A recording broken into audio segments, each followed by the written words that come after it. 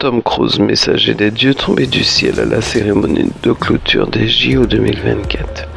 L'acteur américain est intervenu en direct au Stade de France dimanche 11 août, descendant du toit de l'enceinte sportive, ayant un parcours à moto en vidéo le menant avec le drapeau olympique à Los Angeles. Sous la forme d'un faux suspense, le nom de Tom Cruise aurait été ces derniers jours l'un des gros teasers d'une cérémonie de clôture sur laquelle fuite minimaliste et secret bien gardé formèrent un attelage efficace. Tom, comme nul n'en doutait plus, fut bien au rendez-vous du Stade de France à Saint-Denis, sautant des hauteurs dans l'arène, harnaché à un filin. Eu égard à son dernier séjour public parisien dans Mission Impossible Fallout 2018. De fait, l'idée n'était venue à personne qu'il puisse y pénétrer à pied.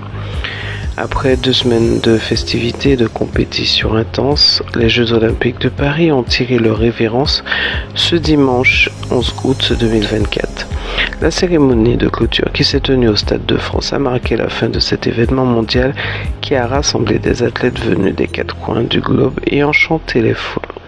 Pour dire adieu aux JO, le metteur en scène Thomas Joly a proposé un voyage dans le passé, aux origines des Jeux, mais aussi dans le futur et finalement dans un univers intemporel. Je cite, « J'ai conçu un spectacle dans lequel les Jeux disparaissent une fois de plus, mais quelqu'un vient les retrouver. Il sera très visuel, très chorégraphique, très acrobatique, avec une dimension lyrique pour offrir une grande fresque visuelle et dire au revoir aux athlètes du monde entier », a-t-il confié, selon nos confrères de Voici. L'équipe féminine de basketball rencontra en finale des Jeux Olympiques les Américaines. Leurs nombreuses erreurs leur coûtent le titre d'un point, score final 66-67. Elles ont maintenu le suspense jusqu'au bout. Les filles de l'équipe de France se sont inclinées d'un seul petit point contre les Américaines, septuple championne olympique. Menée de 4 points dans les dernières secondes, c'est la Gabby Williams qui permet aux Bleus de rester en vie. Puis c'est encore elle qui, à 3 secondes du buzzer, marque un panier. Malheureusement pour les Françaises, ce ne sera qu'un 2 points alors qu'il en fallait 3 pour arracher la prolongation.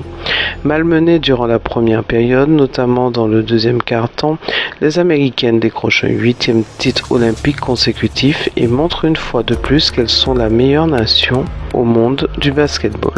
Pourtant, les Françaises et la Guadeloupéenne d'origine, Janelle Salahin, peuvent nourrir des regrets car, une fois n'est pas coutume, les Américaines étaient à portée.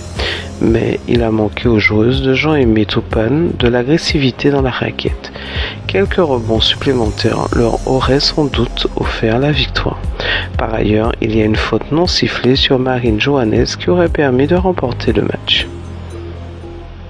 Dans une lettre ouverte au président de la République, la maire Sandra Trochimara alerte sur les conditions d'accueil des réfugiés sur le territoire de la ville de Cayenne. Elle fait référence à la structure du premier accueil du demandeur d'asile, SPADA, géré par la Croix-Rouge, qui se trouve désormais rocade de Zéphyr. Malgré le déplacement des locaux de la SPADA, qui se trouvait en plein centre-ville, rue Madame Paillet, la situation ne s'est guère améliorée. Les attroupements importants entravent la circulation piétonne et automobiliste sur le domaine de l'espace public. En cause de longues files d'attente devant l'entrée des nouveaux locaux de la structure d'accueil et aux abords des trottoirs et de la chaussée, écrit Sandra Trochimara. Les différentes crises migratoires causent un afflux important vers la Guyane, provoquant une saturation quasi permanente de l'instruction des dossiers de migrants. Afin de pouvoir recevoir des migrants dans les conditions respectant la dignité humaine et observant une solidarité républicaine en parfaite collaboration avec les services de l'État, je souhaiterais vous soumettre l'idée de pouvoir envisager le déploiement des services de la SPADA sur l'Est, Saint-Georges et l'Ouest, Saint-Laurent-du-Maroni et la Guyane, réclame la maire qui estime que cette solution permettrait de désengorger les services de la SPADA sur Cayenne et de proposer de la proximité aux migrants. C'est la fin de ce bulletin d'information. Je vous remercie de l'avoir suivi. Je vous retrouve demain sur Radio Mayuri.